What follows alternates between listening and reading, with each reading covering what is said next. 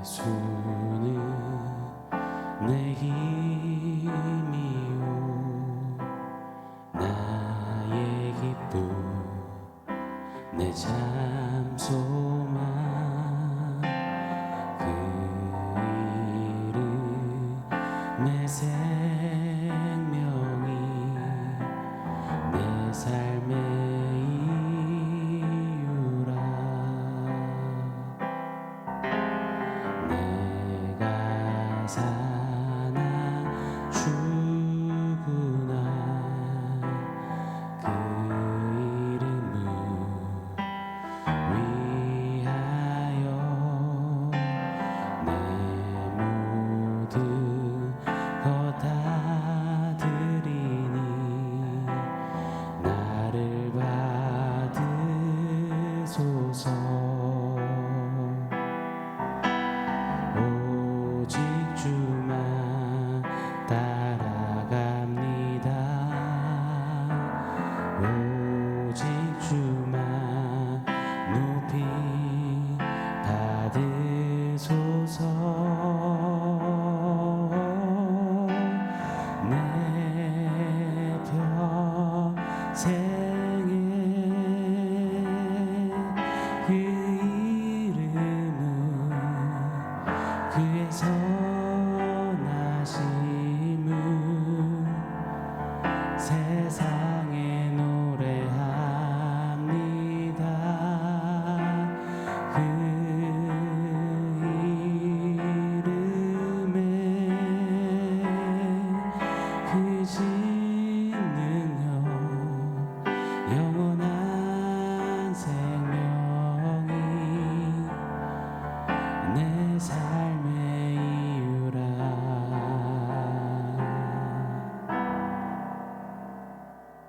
샬롬. 오늘 우리에게 주신 하나님 말씀은 마가복음 1장 1절입니다. 우리 한 목소리로 같이 읽겠습니다. 하나님의 아들 예수 그리스도의 복음의 시작이라. 아멘. 왜라는 질문은 이따금 우리를 당혹시키곤 합니다. 그래서 왜, 이 why라는 질문을 우리가 사실 잘 하지 않고 사는 것 같습니다. 아유, 괜히 긁어부스럼 만들지 말자. 한가하게 왜, why 타령할 수 없다. 그냥 넘어가자. 특별히 원론적인 것들, 근본적인 것들에 대해서는 왜라는 질문 대신 그냥 그러려니 하기를 잘하는 것 같습니다. 가령 특히 나 왜 살지? 나 왜 아둥바둥 살아왔지? 나는 앞으로 왜 또 살아가야 하지? 이런 왜라는 질문은 우리를 참 무겁게 만듭니다. 제가 미국에서 전도사 시절에 사역지를 새로이 옮겨가게 되었습니다. 사역 첫날 담임 목사님 아들내미가 당시에 14살이었던 것 같아요. 저한테 계속 질문을 하는 거예요. 전도사님 왜 오셨어요? 왜 우리 교회를 선택하셨어요? 왜 전도사님이세요? 왜 전도사님이 되려 했어요? 왜 우리들을 맡으셨어요? 왜 끊임없이 never ending 왜 why 질문을 던지더라고요. 진짜 미치겠더라고요. 제가 속으로 아우 그냥 한 대 꿀밤을 때려주고 싶다 했습니다. 그러면서 왜 내가 너를 꿀밤을 때린 줄 알아? 왜 네가 맞은 줄 알아? 왜 이렇게 대갚아 묻고 싶었습니다. 근데 그럴 수 없었죠. 자, 그런데 돌아보니 그 아이가 마구 던진 질문들, 사역을 하기 전에 또 사역을 하면서 그 이후 모든 사역지에서 제가 반드시 던져야만 하는, 대답해야만 하는 왜, why 질문들이었더라고요. 왜 내가 목사가 되었는지, 왜 주님의 몸된 교회를 섬기는지, 왜 주님이 핏값 주고 사신 성도들을 맡아 섬기는지 등등등 이 중요한 왜 질문 말입니다. 이처럼 왜라는 질문에는 무게가 있고 농도가 짙으며 깊이가 있습니다. 그래서요, 오늘 저는 우리 모두가 이 왜라는 질문을 제대로 한번 던져보고 제대로 한번 부딪혀보고 제대로 한번 답해보기를 원합니다. 나는 왜 예수를 믿는가? 여러분 왜 예수를 믿으시나요? 챗 GPT에 질문 넣으면 1, 2초 만에 답이 줄줄 나오듯이 그냥 술술 왜는 답변 말고요. 나는 진짜 왜 예수를 지금 믿고 있지? 왜 지금 이렇게까지 예수를 믿는다 하고 있지? 질문해 보기를 원합니다. 그리고 진솔히 영혼의 깊은 심연에서부터 좀 답을 꺼내어서 고백해 보기를 원합니다. 왜 예수를 믿는가? 이 질문은 여러분 오늘 말씀 후반부에 다시 한번 우리 강력하게 던져보도록 하겠습니다. 자, 지금 시작되는 마가복음 여정입니다. 계속 이 서론격의 개론 이 말씀만 나누고 있습니다. 오늘도 서론격으로 마가복음의 전체 구조 뼈대를 잠깐 나누고 싶어요. 성경을 읽고 연구하면서 정말 중요한 것은 바로 문맥입니다. 전체 문맥, 이 뼈대를 모른 채 부분적으로 또 개인적으로 성경을 해석하기 시작하면 성경 진리의 말씀을 마치 코에 걸면 코걸이, 귀에 걸면 귀걸이식으로 말씀을 마구 가져다가 마음대로 써먹게 될 것입니다. 주로 이단들이 그걸 잘하잖아요. 예를 들어서 시편 말씀에 하나님은 없다라는 말씀이 있습니다. 이것만 가지고 무신론자들은 야 봐봐 성경이 하나님이 없다고 했잖아 그렇게 주장하기도 하더라고요. 그런데 여러분 문맥을 보면요 이런 겁니다. 어리석은 사람은 그 마음에 이르기를 하나님은 없다 하는도다. 여러분 이처럼요 문맥 전체 숲을 보고 그리고 그 다음 나무 한 그루 한 그루를 보는 이 해석의 눈이 필요합니다. 자 그럼 마가복음 전체 한번 숲을 크게 한번 보시자고요. 마가복음은 크게 세 단락으로 나눌 수 있겠습니다. 이때 분류 방법은 장소를 중심으로 한 분류입니다. 갈릴리라는 장소에서의 사역, 또 갈릴리에서 예루살렘으로 가시는 길에서의 사역, 그리고 예루살렘에서의 사역. 이렇게 세 단락입니다. 먼저 갈릴리에서의 사역은 1장 1절부터 8장 26절까지입니다. 그리고 예루살렘으로 가시는 길에서의 사역은 8장 27절에서 10장 52절까지입니다. 그리고 예루살렘에서 사역, 이때 사역은 십자가와 부활이죠. 11장 1절부터 16장 20절까지 기록되어져 있습니다. 여러분 이 큰 뼈대, 큰 숲을 가지고 이 마가복음을 공부할 때 그 맥을 놓치지 않을 수 있을 겁니다. 꼭 머릿속에 한번 넣어주시고 참고해 주십시오. 마가복음은 이 큰 뼈대와 큰 숲과 함께 우리가 중요하게 봐야 되는 나무들, 몇몇 주제들이 있습니다. 그중 한 가지 주제, 한 가지 중요한 나무가 있습니다. 바로 기적입니다. 총 18개의 기적들이 마가복음에 기록이 되어 있죠. 이 18개의 기적들을 좀 더 디테일하게 분류해 보자면 병든 자를 고치시는 기적이 9번, 또 귀신을 내쫓는 기적이 4번, 또 오병이어와 자연, 초자연적인 기적들 이런 것들이 5번 기록됩니다. 특히 마가는 귀신을 내쫓는 기적 부분에 많은 지면을 할애해서 기록합니다. 이 마태복음은 28장이고요. 마가복음은 16장이거든요. 마태복음에 비해서 마가복음이 총 전체 부피가 작습니다. 그럼에도 이 귀신 내쫓는 기적의 이 부분에 있어서는 마가가 마태보다 더 많은 부분을 투자에 할애했습니다. 그만큼 강조하는 거죠. 저는 앞으로 한동안 계속되어질 이 마가복음 말씀을 통해서 선포되어지는 이 복음의 빛 앞에서 귀신의 일들이 떠나가는 역사가 있기를 열망합니다. 마가복음을 통해 비추시는 복음의 빛이 귀신의 영향력 그 어둠을 도려내고 걷어내시고 쫓아내실 줄 믿습니다. 아니 목사님 무슨 쌍팔년도도 아니고 귀신 이야기를 한답니까? 여러분 귀신 이건 전설의 고향 호러무비 그런 데 등장하는 게 아닙니다. 귀신은 마가복음 당시에도 그리고 지금도 존재하고 엄청난 영향력을 일으키는 영적 존재입니다. 일전에도 설명드렸죠. 타락한 천사장과 그를 따르는 타락한 천사들의 무리가 있었다고요. 타락한 천사장이 마귀요 그를 따르는 타락한 천사들의 무리가 바로 귀신들입니다. 귀신의 귀신 같은 역사가 여러분 오늘날도 버젓이 많이 자행됩니다. 그러나 여러분 걱정 마십시오. 오늘 말씀 마가복음 1장 1절 하나님의 아들 예수 그리스도의 복음의 시작이라. 예수 그리스도의 복음이 시작하시면 그 복음 앞에서 귀신은 속수무책입니다. 귀신의 역사는 두려워 떨며 나가 떨어집니다.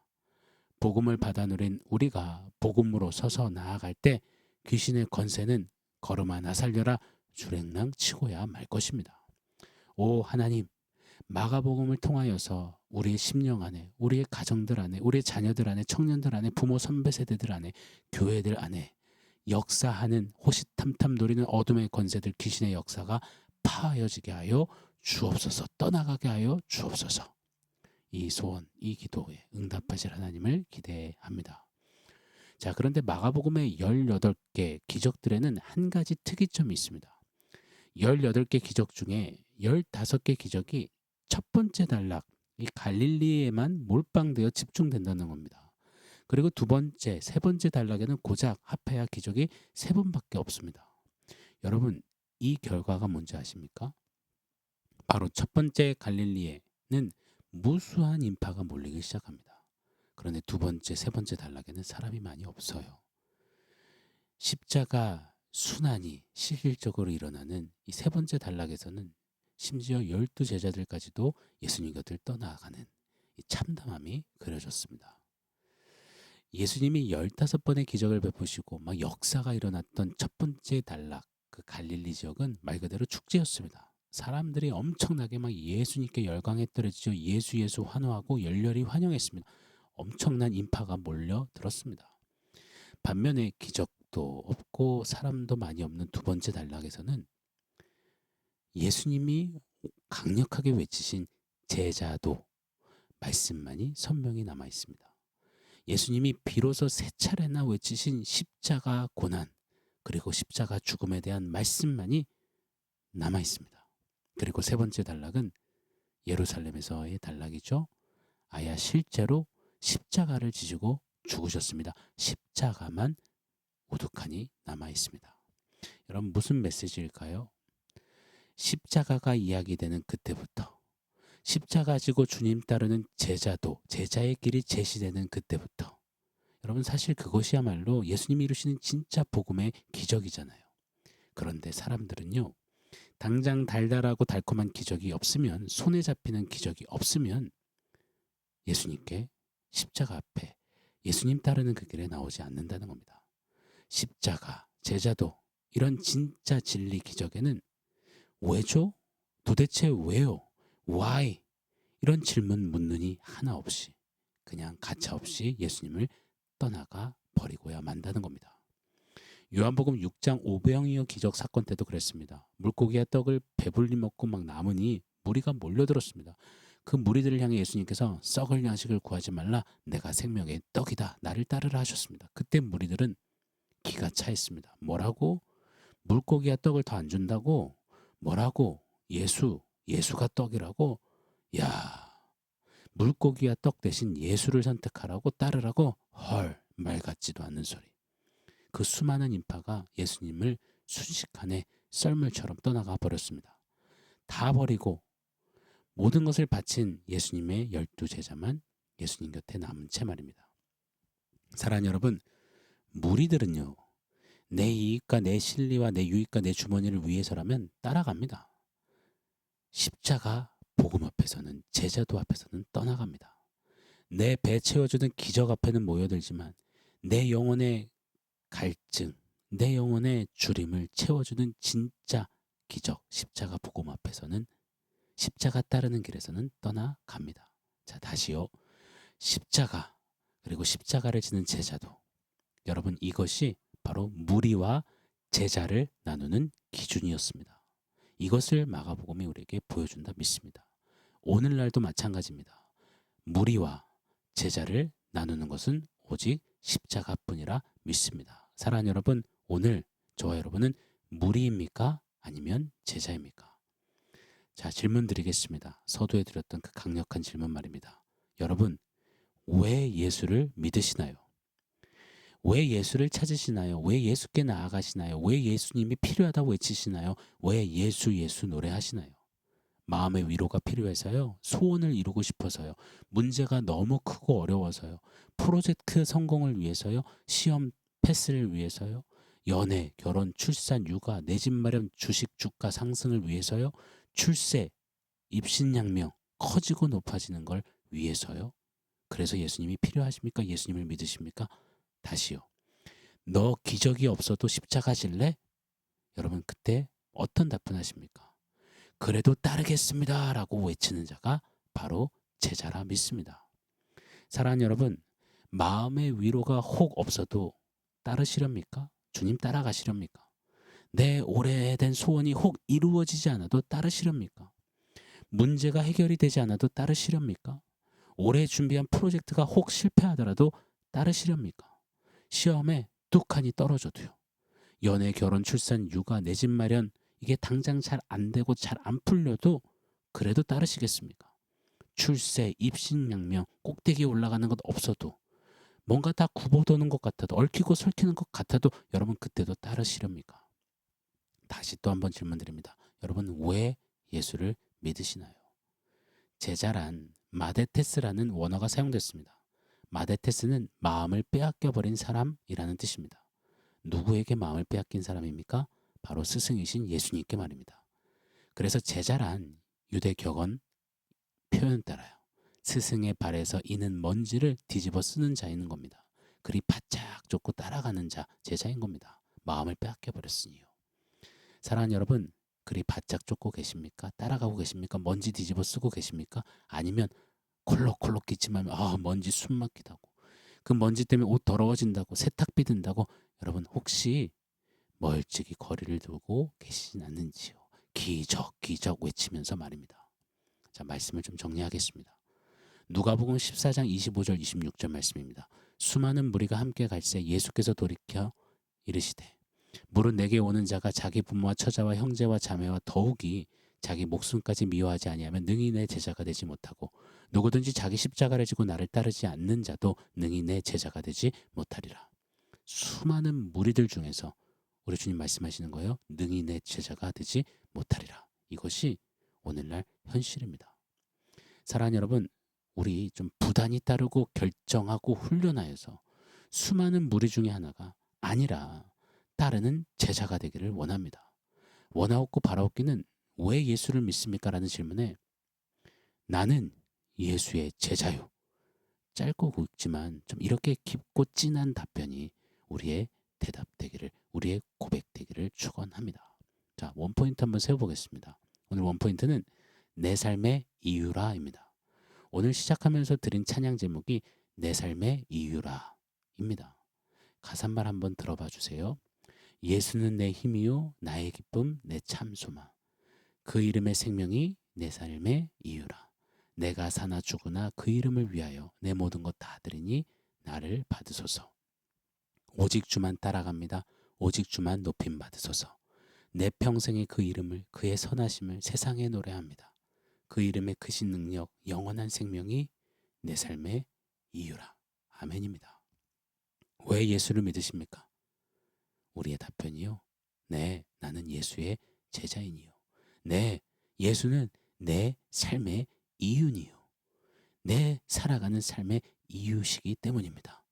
이런 고백, 좀 이런 노래가 있는, 이런 대답이 있는 저와 여러분 우리 길을 예수 이름으로 축원합니다. 아멘. 사랑하는 성도 여러분, 오늘 말씀과 원포인트 기억하면서 우리 함께 기도하겠습니다.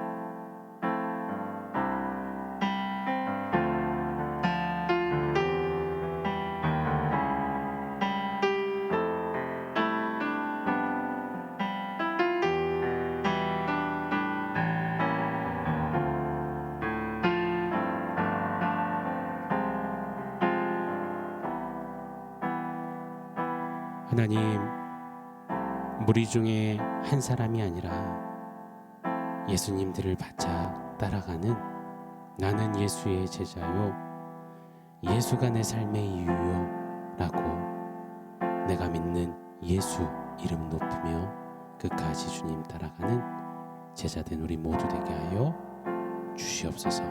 예수님의 이름으로 기도합니다. 아멘.